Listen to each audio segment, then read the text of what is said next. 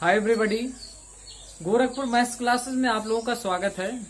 चक्रवृद्धि ब्याज में आज हम लोग नेक्स्ट टाइप के प्रश्नों की चर्चा करेंगे और आज हो सकेगा तो यही खत्म भी हो जाएगा चक्रवृद्धि ब्याज। तो एक नेक्स्ट क्वेश्चन से शुरुआत करते हैं। प्रश्न कह रहा है कि किसी धनराशि का चक्रवृद्धि ब्याज पर प्रथम वर्ष में मिश्रधन 650 रुपए तथा दूसरे वर्ष में मिश्रधन 676 रुपए है। अब ये ध्यान दीजिए, तो मूलधन क्या है या मूलधन क्या, कुछ भी पूछे, यहाँ मूलधन पूछ रहा है। तो देखिए, जो मिश्रधन पहले वर्ष का है उसे हम लोग A1 कह सकते हैं। A का मतलब अमाउंट, ठीक है। A1 हो गया मिश्रधन। दूसरे साल का A2 कह सकते हैं, 2 का मतलब दूसरे साल का, ठीक है ना।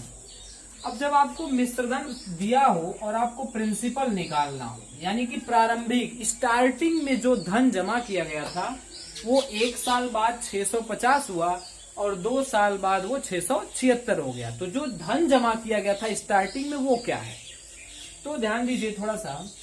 एक फार्मूला अगर यूज कर लें A1 into A1 by A2 तो डायरेक्ट प्रिंसिपल आ जाएगा। यानी कि इसका 2 बार गुणा करिए, 650 गुणा 650 बटे 676। अब इसको अगर कैंसिल करेंगे तो 26 का ये वर्ग होता है, 26 26 से 676। एक 26 से इसको काटे और दूसरे 26 से इसको काटे, यानी 25 गुणा 25, जिसका मतलब हुआ 625। ठीक है।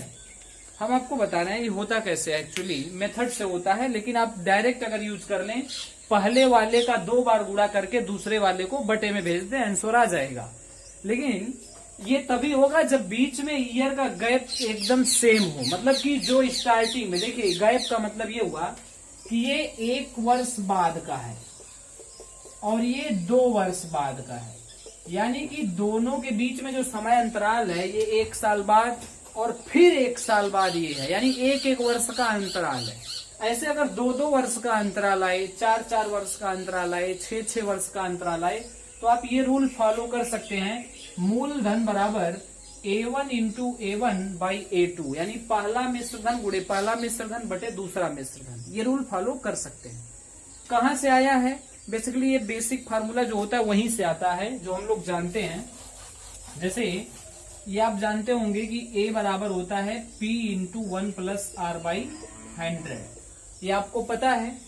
तो P का मतलब आप जो मूलधन है वही। अब अगर हम बात करें 1 साल के लिए तो 650 बराबर होगा P1, या P लिख लें 1 प्लस R बाई 100 की पावर समय होता है। समय का मतलब यहाँ 1 साल। दूसरे साल वाले के लिए भी ऐसे कर सकते हैं, 676 बराबर P 1 प्लस R बाई 100 की पावर 2। ठीक है।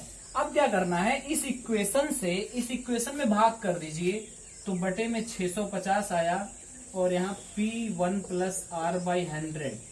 अब देखिए ये 1/1 टाइम्स वाला 1 प्लस R बाई 100 की पावर 1 बार वाले से काट देगा, इसको कैंसिल हो जाएगा। अब यहाँ आपका P से P भी कैंसिल हो चुका, इसका मतलब हमें जो मिला इसको अगर काटें तो ये कैंसिल भी हो जाएगा। ये आपका 26 से 25 बार में और ये 26 से 26 बार में, यानी हमको मिल गया 1 plus R by 100 equal to 26 by 25।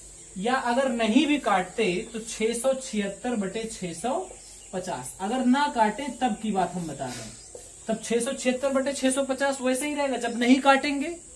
अब यही 1 प्लस R बाई 100 का मान यहाँ रख दीजिए, तो आपको मिलेगा P इंटू 676 बटे 650 बराबर कौन सा मान, ये आपका 650।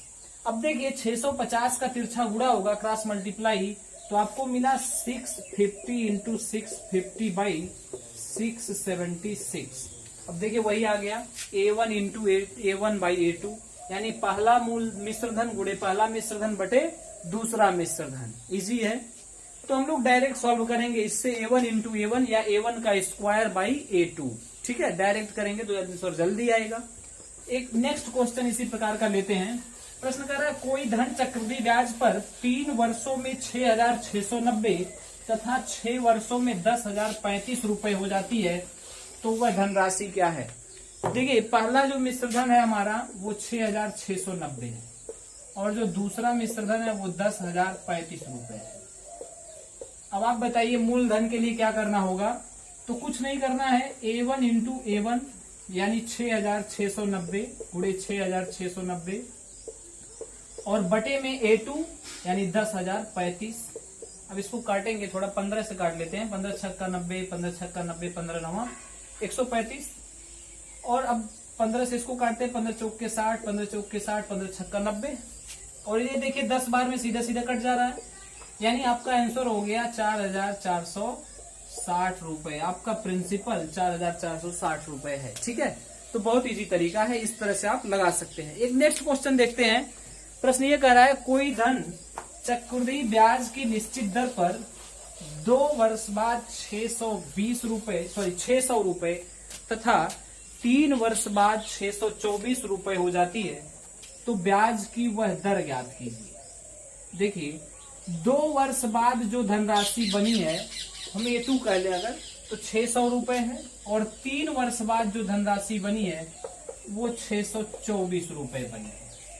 हम आपको एक बात बता दें, जब भी चक्रवृद्धि ब्याज होती देखा जाता है तो ब्याज पर ब्याज लगता है। मान लीजिए 100 रुपया आप बैंक में जमा किए, 1 साल बाद ये 110 हो गया, 1 साल बाद 110 हो गया। अब जो भी ब्याज दर हो, ब्याज दर वैसे कितना दिख रहा है यहाँ, 10% दिख रहा है। 100 से 110 हुआ 10%। अब अगर आप दूसरे साल बाद कहेंगे 2 वर्ष बाद वो धनराशि कितनी होगी, तो अब इस 110 पर ब्याज लगेगा 10% और इसका 10% 11 जोड़ेंगे तो 121 हो जाएगा।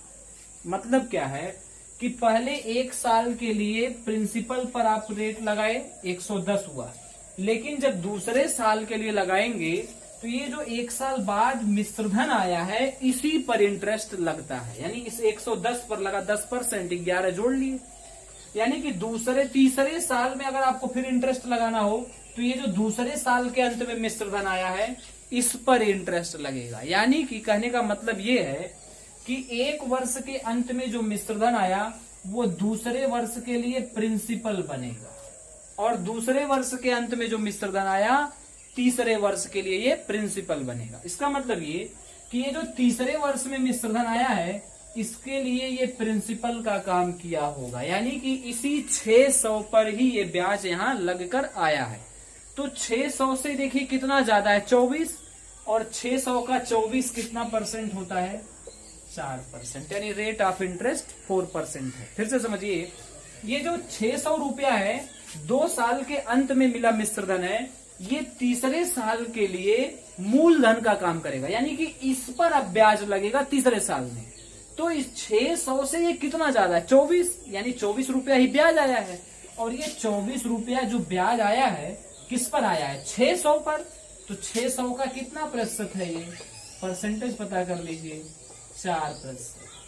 जब भी ऐसा प्रश्न आए डायरेक्ट आंसर बताइएगा। जैसे नेक्स्ट क्वेश्चन कह रहा है कि कोई धनराशि 2 वर्षों में 1452 रुपए हो जाती है तथा 3 वर्ष बाद वही धनराशि 1597 रुपए 20 पैसे हो जाती है। 1452 थी 2 वर्ष बाद।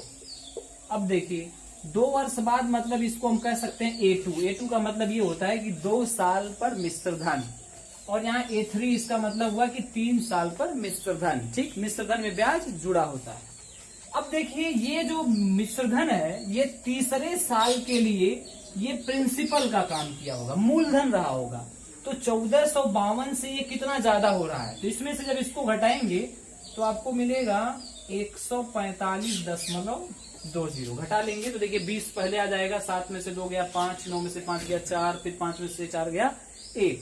ये जो 145.20 रुपया आया है ये बेसिकली ब्याज आया है, और ये ब्याज किस पर आता है, प्रिंसिपल पर, यानी कि 1452 रुपए पर।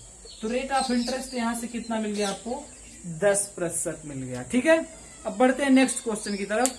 नेक्स्ट क्वेश्चन ये कह रहा है कि किस दर पर किसी धनराशि का मिश्रधन 3 वर्षों में धनराशि का 8 गुना हो जाएगा। धनराशि का 8 गुना का मतलब ये हुआ कि अगर हम धनराशि 100 लें तो 8 गुना हो रहा है, 100 से कितना हो जाएगा, 800 होगा। 8 गुना का मतलब 100 से 800। समय कितना है, 3 वर्ष का है। तो देखिए हम बताए थे जब 2 वर्ष का होता है तो स्क्वायर रूट, और जब 3 वर्ष का है तो क्यूब रूट लेना है। तो देखिए इसका क्यूब रूट तो पॉसिबल है नहीं, तो क्या करेंगे, एक 0 बढ़ा लेंगे। अब क्यूब रूट पॉसिबल है तो 1000 का क्यूब रूट और इधर 8000 का क्यूब रूट। 1000 का क्यूब रूट होता है 10 और 8000 का क्यूब रूट होता है 20। 10 से 20 हो रहा है, इसका मतलब रेट ऑफ इंटरेस्ट कितना होगा, 100% होगा। भाई 10 का सीधे सीधे 20 हो रहा है, यानी 10 से 10% 10 बढ़ जा रहा है। तो अगर आप निकालना चाहें तो 10 से 20 हुआ, वृद्धि कितने की, 10 की। कहां से, बटे में 10 गुणे 100। ये परसेंटेज हम आपको बता चुके हैं, ठीक है ना। तो अब यहां से थोड़ा सा और टाइप चेंज करते हैं। प्रश्न कर रहा है अगला कि चक्रवृद्धि ब्याज पर दी गई किसी धनराशि के 2 वर्षों का क्रमिक ब्याज, यानी लगातार 2 वर्षों का ब्याज 225 रुपए तथा 238 रुपए 50 पैसे हैं, तो ब्याज की दर क्या है। अब ध्यान दीजिए, यहां भी वही है कि अगर एक वर्ष में ब्याज 225 मिला तो अगले ही जस्ट अगले वर्ष में 238 रुपए 50 पैसे मिल गया। अब चक्रवृद्धि ब्याज का नाम ही होता है ब्याज पर ब्याज, ये चैप्टर ही है ब्याज पर ब्याज। यानी कि अगर पिछले वर्ष में 225 ब्याज आया था तो अगले वर्ष में इस ब्याज पर ब्याज लगा होगा, ठीक ना। 225 ब्याज इसमें भी रहेगा, लेकिन जो 225 से जितना इसमें एक्स्ट्रा होगा वो इस 225 पर ही ब्याज लगा होगा, ठीक है। तो 225 से कितना ज्यादा है, 13.50 ज्यादा है, बटे में 225 गुणे 100। 15 से काट दे, 15 15 में 225, 15 9 135, 900 यानी 90/15, जिसका मतलब हुआ रेट ऑफ इंटरेस्ट 6%, ठीक है। एक और नेक्स्ट क्वेश्चन देखते हैं। अगला प्रश्न ये कह रहा है कि 2 लगातार वर्षों का चक्रवृद्धि ब्याज 200 रुपए और 220 रुपए है, तो ब्याज की दर ज्ञात कीजिए। अब आप बता सकते हैं सीधे सीधे देख करके। देखिए इस 200 पर अगले वर्ष में ब्याज लगा होगा। होता क्या है कि पहले साल ये जो 200 रुपया आया है ये मूलधन पर ब्याज रहा होगा, अगर पहले साल का माने। ये दूसरे साल में भी मूलधन पर ब्याज आएगा। मूलधन पर ब्याज तो हमेशा रहता है, कोई भी इंटरेस्ट हो, चाहे एसआई हो चाहे सीआई हो, मूलधन पर ब्याज रहता है। अब सीआई में ब्याज पर भी ब्याज लगता है, तो पहले साल का ब्याज 200 का ये 20 ब्याज मिला है। भाई ये 200 ये 200 ये तो मूलधन पर है, ये 20 जो एक्स्ट्रा आया है ये इस पर ब्याज लगा है। तो कितना प्रतिशत है 200 का, 10% है गुणे 100, यानी कि रेट ऑफ इंटरेस्ट 10% हो गया। एक क्वेश्चन अब यहां से चेंज करते हैं। अगला प्रश्न कर रहा है किस्त का। प्रश्न ये है, राजेश ने 6800 रुपए उधार लिए और वह ब्याज सहित उसे 2 बराबर वार्षिक किस्तों में चुकाना चाहता है। यदि ब्याज की दर 12.5% हो तो प्रत्येक किस्त ज्ञात कीजिए। देखिए टोटल जो अमाउंट है उसका, ये प्रिंसिपल है 6800 रुपया उधार लिया है। भाई उधार लिया है, चुकाएगा इससे ज्यादा, ब्याज सहित चुकाएगा ना, तो इससे ज्यादा होगा, ब्याज इसमें जुड़ेगा। अभी जोड़ेंगे कैसे होगा ये। रेट 12.5% है, इसको जरा भिन्न बना ले तो 25/2 हुआ, और प्रतिशत का मतलब 1/100, यानी कि 1/8। 1/8 हो गया भिन्न। अब इसका मतलब ये हुआ कि 8 रुपए पर 1 रुपया ब्याज है। 8 रुपए पर 1 रुपया ब्याज है। अब आप बताइए, अगर आप 8 रुपया उधार लिए हो तो कितना चुकाएंगे, 9 रुपया, क्योंकि 1 रुपया ब्याज जुड़ेगा ना, तो पहले साल 8 का 9 चुकाना पड़ेगा। अच्छा सीआई में होता क्या है आप जानते हैं, 1 + r/100 की पावर n चलता है।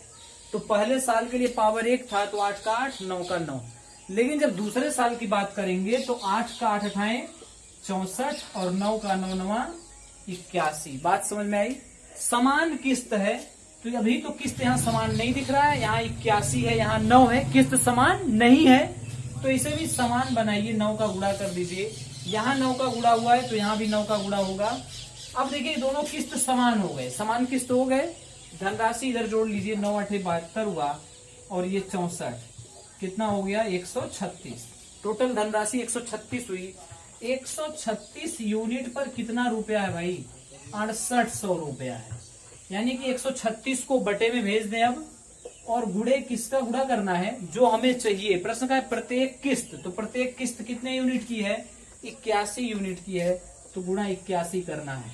17 8 136, 17 चौक 68, 400/8 गुणा 81, यानी 5 बार 50 हो जाएगा ये, 50 गुणा 81, जिसका मतलब हुआ 4050, यानी उसकी प्रत्येक किस्त बन गई 4050 रुपए की। एक मोबाइल फोन 9680 रुपए का है, या नगद 1000 रुपए देकर 3 वार्षिक किस्तों में इसे चुकाया जा सकता है। यदि ब्याज दर 12.5% हो तो दर क्या है, मतलब तो प्रत्येक किस्त क्या है। अब देखिए वही टाइप का प्रश्न फिर यहाँ भी है। 12.5% का मतलब आप जान चुके हैं क्या होता है, 1/8 होता है, ठीक है। अब ध्यान ये देना है आपको, 9680 रुपए की तो मोबाइल है, ठीक है। इसमें अगर 1000 रुपए नगद दे दिया खरीदते समय, अगर 1000 रुपया दे दिया जाएगा तो कितना रुपया होगा, बचेगा कितना रुपया आप बताइए। 8680 रुपया बचेगा। भाई जब मोबाइल लेने गए आप तो 9680 का नगद मोबाइल था, 1000 आपने दिया, बाकी किस्त बनवा दिया, EMI बनवा दिया, तो कितने का EMI बना, 1000 तो दे दिया ना, बचा कितना 8680, इसी पर EMI बनेगा। अब देखिए अगर 8 रुपया आप ले रहे हैं उधार, तो आपको देना कितना पड़ेगा, 8 1 9 देना पड़ेगा पहले साल। 3 किस्त का है प्रश्न, तो दूसरे साल 8 8 64 और 9 9 81, तीसरे साल 8 8 64 बटे 512 और 9 9 81 9 729। किस्त बराबर होती है तो इसे बराबर करेंगे, यहाँ 9 का गुणा और यहाँ कितने का, देखिए ये 9 का गुणा करने से 729 ये भी हो गया, यहाँ 81 का गुणा कर दे तो ये भी 729 हो जाएगा। जितने का गुणा इधर होता है उतने का गुणा इधर भी, यहाँ 9 का हुआ है। अब इसको बराबर कर जोड़ ले, मतलब तो 8 1 कम 8 8 8 64, 9 चौक 36 और 9 9 9 6 54 3 57 और ये 512, तो 8 2 10 6 16, 7 4 11 1 12 1 13 और फिर 6 5 10 10 6 16 1 17, कितना हो गया 1736 टोटल बना। इस 1736 यूनिट का मान उस मोबाइल का दाम है, जितना देना है उसे, जितना वो लोन लिया है। लोन कितने का लिया है, 8680 का, 8680 का।